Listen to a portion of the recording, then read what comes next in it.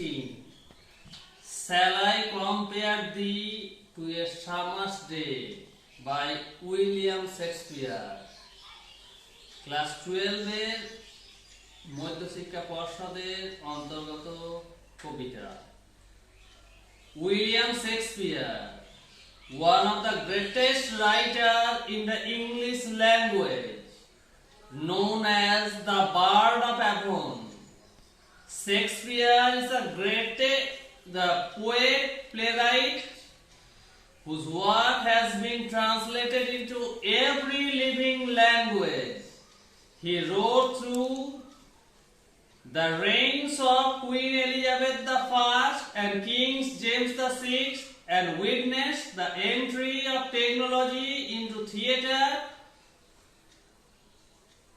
Shakespeare recreated stories from history and mythology for his contemporaries and articulated the lyricism of the age in his sonnets. The Elizabethans lived their dreams, hopes, desires, anguish, anxieties, their joys and celebration, terror and pain and cruelty, their love for the land and their sovereign in Shakespeare's writing.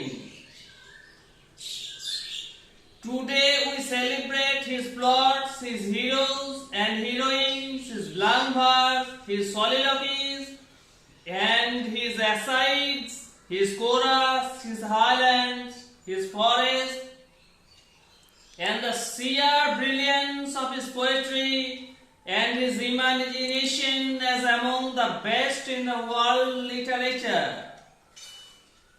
Shall I compare thee to a summer's day?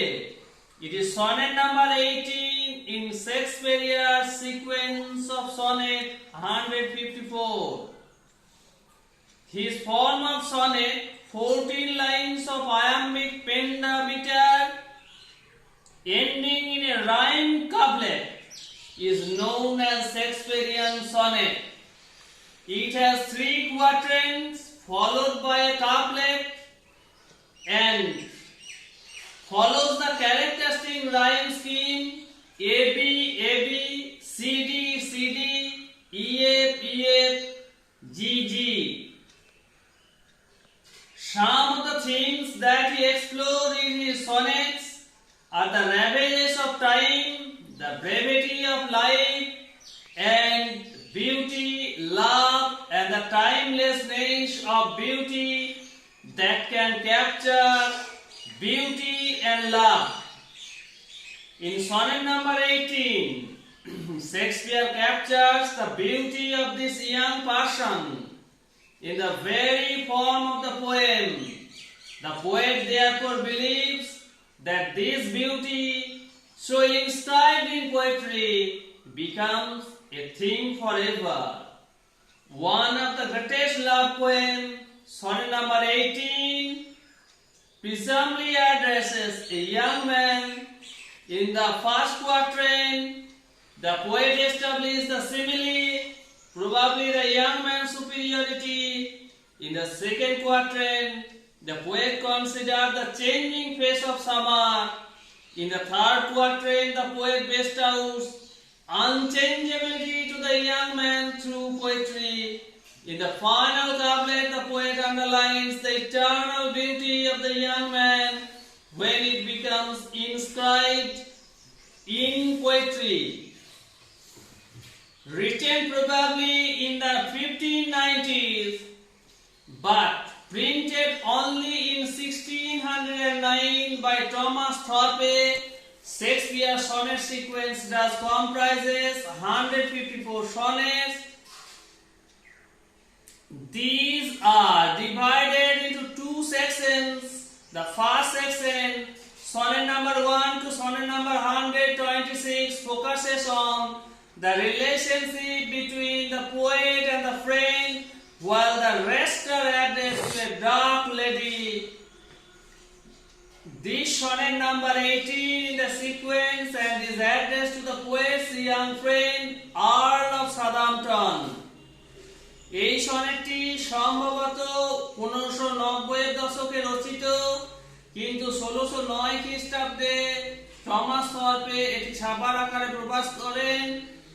154টি সনেটের মধ্যে 1 থেকে 126 পর্যন্ত এই sonnet কবি ও তার এক অভিন্ন হৃদয় বন্ধুর মধ্যে সম্পর্ক নিয়ে রচিত, এবং বাকি সনেটগুলি ডার্ক লেডিকে উদ্দেশ্য করে রচিত।